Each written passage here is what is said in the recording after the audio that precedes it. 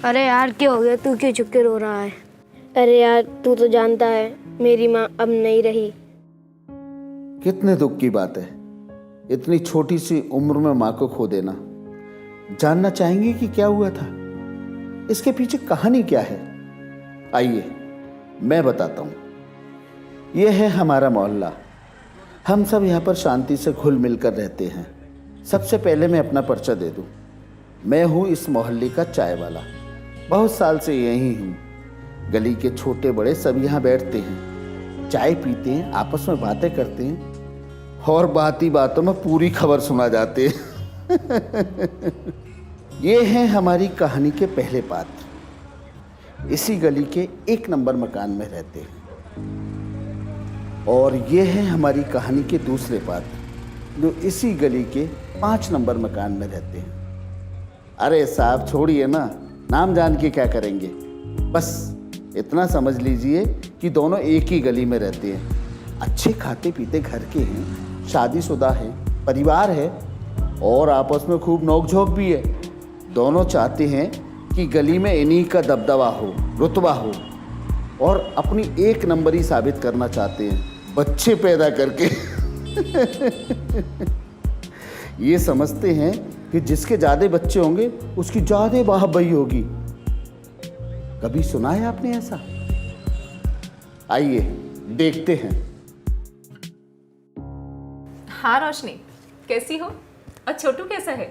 अब तो 5 महीने का हो गया होगा ना? छोटू ठीक है डॉक्टर साहब, आपकी याददाश्त सही है, वो 5 महीने का ही है। अरे ऐसे कैसे भूल सकती हूँ, कितना मुश्किल ऑपरेशन करके उसकी और तुम्हारी जान बचाई थी। अपना दूध पिला रही हो ना? दूध पिलाना तो बहुत पहले ही छूट गया था। पहले से 4 बच्चे, घर का काम और ये, इन सब के बीच में छोटू को दूध पिलाना रह ही जाता था। वैसे भी दूध कम आ रहा था, फिर बंद हो गया। ओह, ये अच्छा नहीं हुआ। पहले 6 महीने तक माँ का दूध पिलाना बहुत ज़रूरी है। दूध कम हो गया या समय से पहले बंद हो गया, इसका कारण है माँ को यानी तुम्हें सही पोषण नहीं मिल रहा था। एनीवे, आज कैसे आना हुआ? क्या तकलीफ है? डॉक्टर साहब पीरियड नहीं आ रहे हैं, सुबह से चक्कर भी आ रहा है और जी भी मचला रहा है। ओह, कहीं फिर से गर्भ तो नहीं ठहर गया?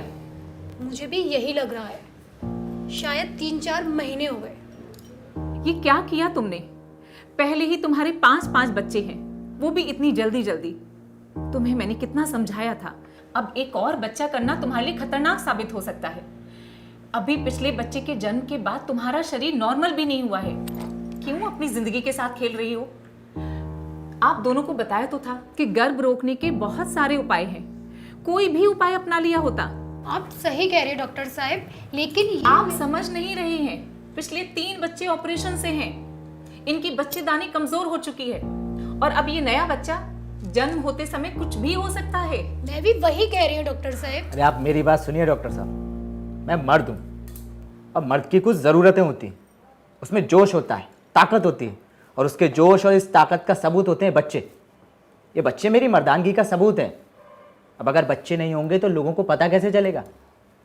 अरे हमारे राजा महाराजाओं के 100-100 बच्चे होते थे। हम खाते पीते घर के लोग हैं, घर में अलमारियां भरी पड़ी हैं नोटों से और रोशनी के और बच्चों की देखभाल के लिए बहुत से नौकर भी हैं। आप अपनी फीस लीजिए और डॉक्टरी कीजिए। ये लेक्चर है ना, हम दो हमारे दो, ये हमें मत दीजिए, सब बकवास। अरे गली में मेरी भी धाक होनी चाहिए ना। ओह गॉड, क्या सोच है आपकी। चलो तुम्हारा चेकअप कर लेती हूँ।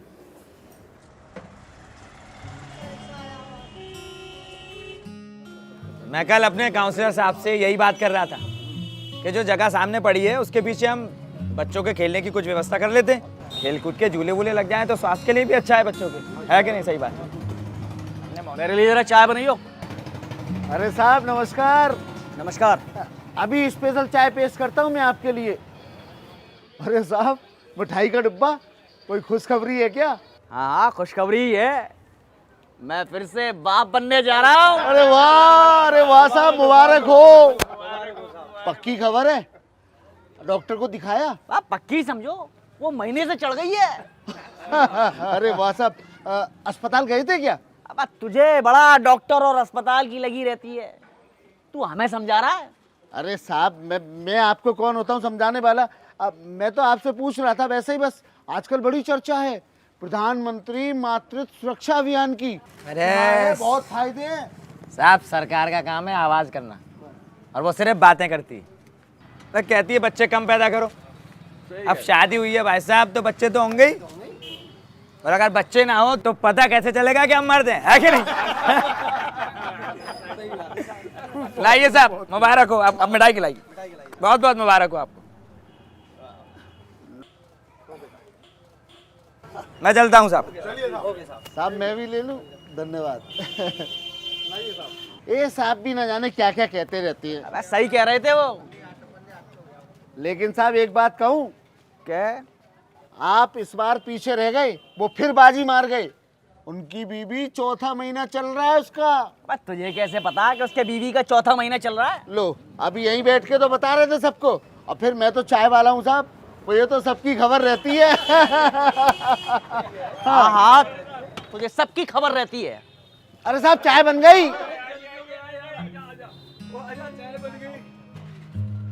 देखा इनके दिमाग।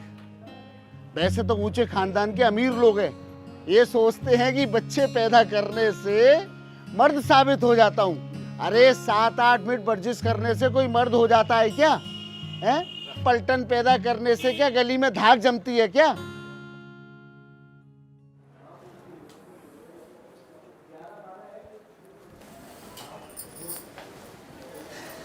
डॉक्टर साहब सब ठीक तो है ना? हाँ, अभी तो सब ठीक है। TDAP टीके का टाइम हो गया था, वो मैंने लगा दिया है। भगवान करे आगे भी सब ठीक रहे। 4 प्रेगनेंसी होने से इनकी बच्चेदानी वैसे भी कमज़ोर हो गई है। अब ध्यान रहे इस बच्चे के बाद निशा फिर से प्रेग्नेंट ना हो पाए। आई थिंक इस सिचुएशन में आप कोई परमानेंट मेथड अपना लीजिए। डॉक्टर साहब आप इस बात को जाने भी दीजिए, ये तो मेरे और आपके बीच एक खेल सा हो गया है। आप मुझे हर बार समझाती हैं और मैं हर बार निशा को प्रेग्नेंट करके आपके पास ले आता हूँ। आपको मालूम है, परिवार बड़ा होने से मोहल्ले में धाक भी बड़ी होती है, और वो रोशनी निशा से 3 महीने पहले क्या आ गई, उसका आदमी अपने आप को ना जाने क्या समझने लगा। आप देखना, अगली बार मेरी बीवी आपके पास पहले आएगी।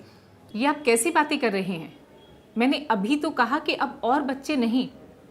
इस बार भी निशा को परेशानी हो सकती है, और आप अगले बच्चे की अभी से प्लानिंग करने लगे। अच्छा, रोशनी का जिक्र हुआ, वो कैसी है? बहुत दिन से चेकअप के लिए नहीं आई। वो बता रहे थे कि उन्होंने अपना डॉक्टर चेंज कर दिया है। वो कह रहा था कि आप लेक्चर बहुत देने लगी हो। क्या आप भी कुछ भी बोलते हैं? अच्छा, चलिए मैं ना सही, कोई और डॉक्टर सही। ज़रूरी तो ये है कि गर्भवती को सही चिकित्सा मिलती रहे। और जहाँ तक लेक्चर की बात है, तो पेशेंट की भलाई के लिए, उसकी सेहत की बेहतरी के लिए मैं तो बोलती रहूँगी और काम करती रहूँगी। अच्छा, मैंने निशा की दवाइयाँ लिख दी हैं।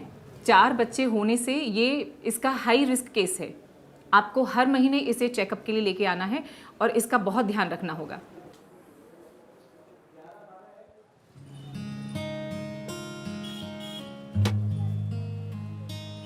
अरे क्या हुआ, आज क्रिकेट बड़ी जल्दी बंद कर दिया? आज तो तुम्हारा मैच था ना? अरे अंकल बंद क्या, शुरू ही नहीं हुआ, कोई आया ही नहीं। क्यों? एक को बुखार आ गया था, दूसरा शादी में गया था, और एक और को बुलाने गया था तो उसकी मम्मी बताई उसे होमवर्क करना था। हमारे बाकी के टीम के बच्चे आए नहीं तो मैच शुरू ही नहीं हुआ, और अब तो मैं भी जा रहा हूँ। अरे चिंता मत कर बेटा, अगर तेरे बाप की ऐसी बुद्धि रही तो तेरे घर में ही क्रिकेट टीम तैयार हो जाएगी। हाँ हाँ हंस लो, मजाक लगता है, पर ये मजाक है नहीं है। खास तौर से उस औरत के लिए मजाक नहीं जिसकी सेहत के साथ खिलवाड़ हो रहा है, जिसकी ज़िंदगी के साथ खिलवाड़ हो रहा है। और ये लोग समझते हैं कि बच्चा पैदा करने से धाक बढ़ेगी। इनकी धाक और उस औरत की ज़िंदगी खाक। हाँ हाँ सही कहा। दूसरा बच्चा अभी नहीं और 2 के बाद कभी नहीं।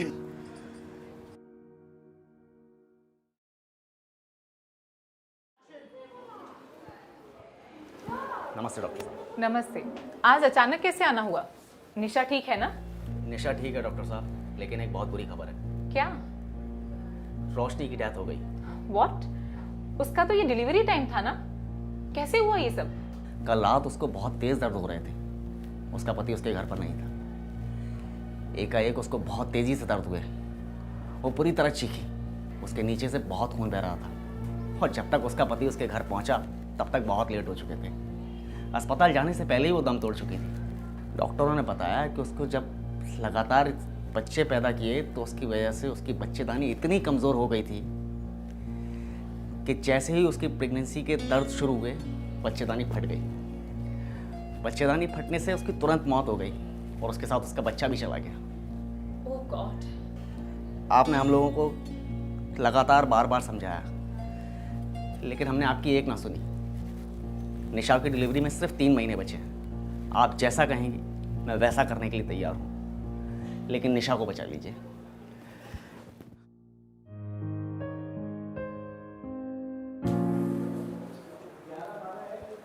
नमस्ते डॉक्टर साहब। ओह आप, अब रोशनी की खबर सुनकर बहुत बुरा लगा। आइए बैठिए।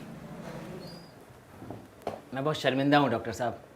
आपने मुझे कितनी बार बताया, लेकिन मैंने आपकी एक भी बात नहीं मानी। उसी की वजह से मैंने अपनी बीवी को खो दिया और अपने बच्चों से उनकी माँ को छीन लिया।